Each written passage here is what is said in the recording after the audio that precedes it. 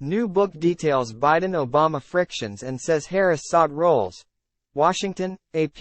A new book about Joe Biden portrays the president as someone whose middle-class upbringing helped foster a resentment of intellectual elitism that shaped his political career and sometimes caused strain with his one-time boss, Harvard-educated Barack Obama. Biden, who spent 8 years as Obama's vice president, told a friend that Obama couldn't even curse properly, according to The Last Politician.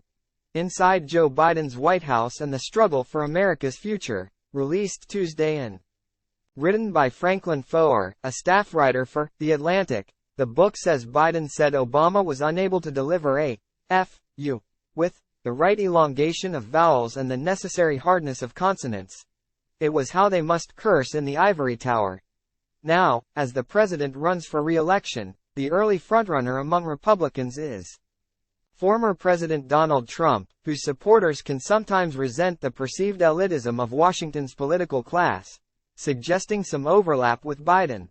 The anecdote also may resonate with Democrats.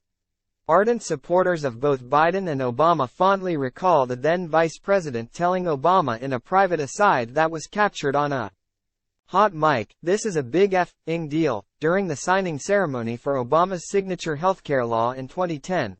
Foer's book offers a deep examination of Biden's first 2 years in office, which the author describes as encompassing a lot of flailing before the president began to cement his legacy through signature policy achievements and creative diplomacy that helped rally the world behind Ukraine in the face of Russia's invasion. President Joe Biden speaks during a Labor Day event in Philadelphia, Monday, September 4, 2023. A new book about Biden portrays the president as someone whose middle-class upbringing helped foster a resentment of intellectual elitism that shaped his political career and sometimes caused strain with his one-time boss, Harvard-educated Barack Obama. AP photo, Matt Rourke. The 80-year-old Biden continues to face questions about his age, and Foer calls it striking that Biden attends few meetings or public events before 10 a.m. in private. Biden would occasionally admit to friends he felt tired. The book says.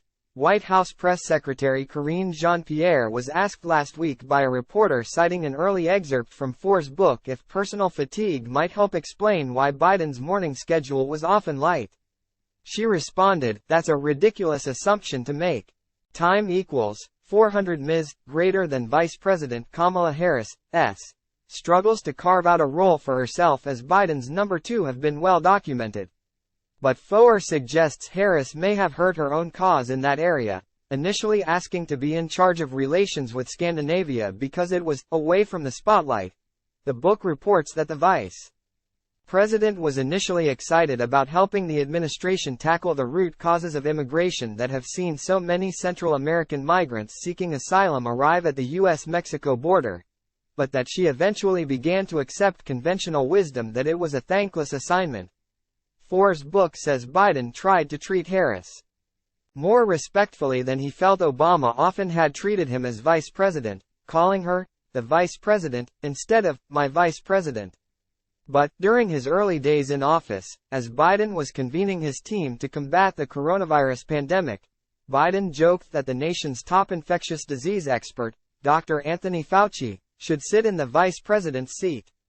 Time equals 400 Ms. greater than The Last Politician describes the chaotic U.S. withdrawal from Afghanistan in 2021. It says that when Biden's national security advisor, Jake Sullivan, relayed to the president that Afghan President Ashraf Ghani had fled the country, leaving Kabul to fall to the Taliban, Biden declared in frustration, "Give me a break. Time equals 400 Ms. greater than." It also reports that former Secretary of State Hillary Clinton personally intervened to help many women whose work in Afghanistan made them potential targets for the Taliban. She directed a group of them to wear white scarves so they could be identified by U.S. Marines guarding the Kabul airport, and unilaterally contacted world leaders to find places for their eventual evacuation flights to land. The book says Clinton's call to Ukrainian President Volodymyr Zelensky drew a personal rebuke from Sullivan, former close advisor to Clinton, who told her, "What are you doing calling the Ukrainian government? I wouldn't have to call if you Guys would, Clinton responded, according to Foer's book.